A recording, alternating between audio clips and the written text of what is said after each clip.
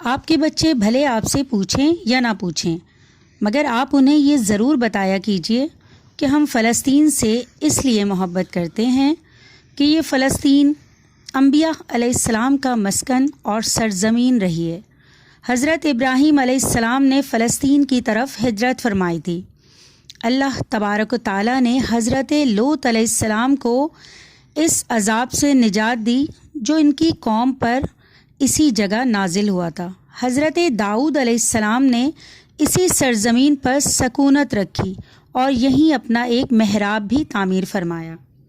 حضرت سلیمان علیہ السلام اسی ملک میں بیٹھ کر ساری دنیا پر حکومت فرمایا کرتے تھے۔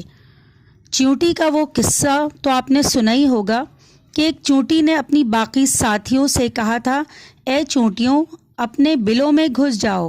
یہیں اس ملک میں واقع اسقلان شہر کی ایک وادی میں پیش آیا تھا، جس کا نام بعد میں وادی النمل چونٹیوں کی وادی رکھ دیا گیا تھا۔ حضرت زکریہ علیہ السلام کا محراب بھی اسی شہر میں ہے۔ حضرت موسیٰ علیہ السلام نے اسی ملک کے بارے میں اپنے ساتھیوں سے کہا تھا کہ اس مقدس شہر میں داخل ہو جاؤ۔ انہوں نے اس شہر کو مقدس اس شہر کے شرک سے پاک ہونے اور انبیاء علیہ السلام کا مسکن ہونے کی وجہ سے کہا تھا۔ اس شہر میں کئی معجزات وقوع پذیر ہوئے ہیں، جن میں سے ایک کنواری بی بی حضرت مریم کے بطن سے حضرت عیسیٰ علیہ السلام کی ولادت مبارکہ بھی ہے۔ حضرت عیسیٰ علیہ السلام کو جب ان کی قوم نے قتل کرنا چاہا تو اللہ تبارک و تعالیٰ نے انہیں اسی شہر سے آسمان پر اٹھا لیا تھا۔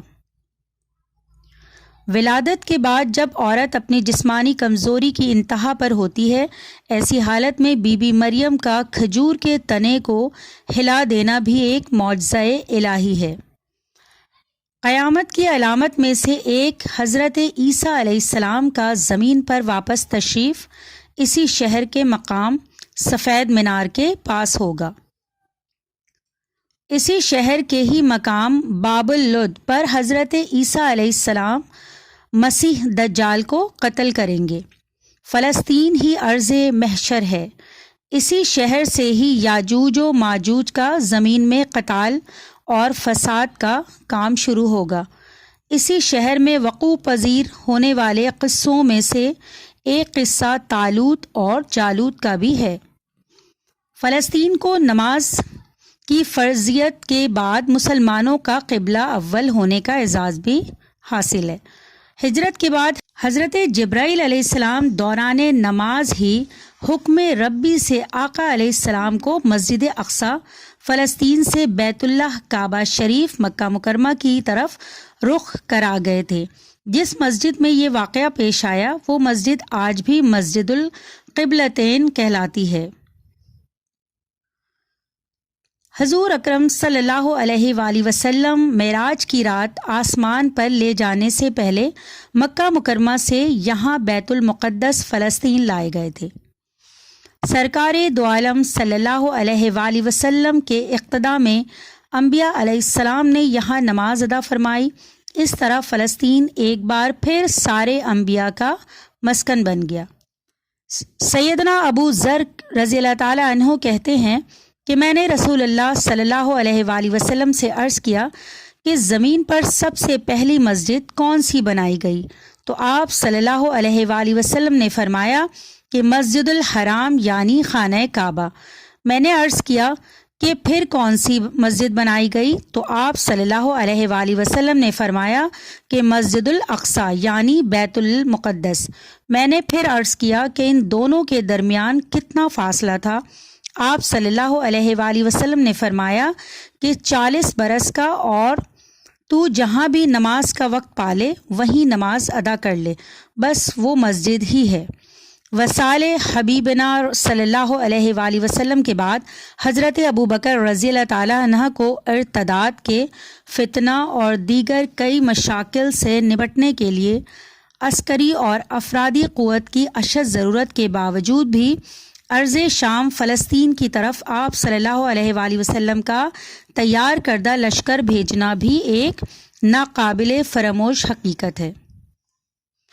اسلام کے سنہری دور فاروقی میں دنیا بھر کی فتوحات کو چھوڑ کر محض فلسطین کی فتح کے لیے خود سیدنا عمر کا چل کر جانا اور یہاں پر جا کر نماز ادا کرنا اس شہر کی عظمت کو اجاگر کرتا ہے۔ دوسری بار معراج کی رات بروز جمعہ 27 رجب 583 ہجری کو صلاح الدین ایوبی کے ہاتھوں اس شہر کا دوبارہ فتح ہونا بھی ایک نشانی ہے۔ بیت المقدس کا نام قدس قرآن سے پہلے تک ہوا کرتا تھا۔ قرآن نازل ہوا تو اس کا نام مسجد اقصیٰ رکھا گیا۔ مسجد اقصیٰ اور بلاد شام کی اہمیت بالکل حرمین شریفین جیسی ہے۔ جب قرآن پاک کی یہ آیت والتین والزیتون وطور سینین وہذا البلد الامین نازل ہوئی تو ابن عباس کہتے ہیں کہ ہم نے بلاد شام کو التین انجیر سے، بلاد فلسطین کو الزیتون زیتون سے، اور الطور سینین کو مصر کے پہاڑ کوہ طور جس پر جا کر حضرت موسیٰ علیہ السلام اللہ پاک سے کلام کیا کرتے تھے سے استدلال کیا، اور قرآن پاک کی یہ آیت مبارکہ وَلَقَدْ كَتَبْنَا فِي الزُّبُورِ مِن بَعْدِ الذِّكْرِ أَنِ الْأَرْضَ يَرِثُهَا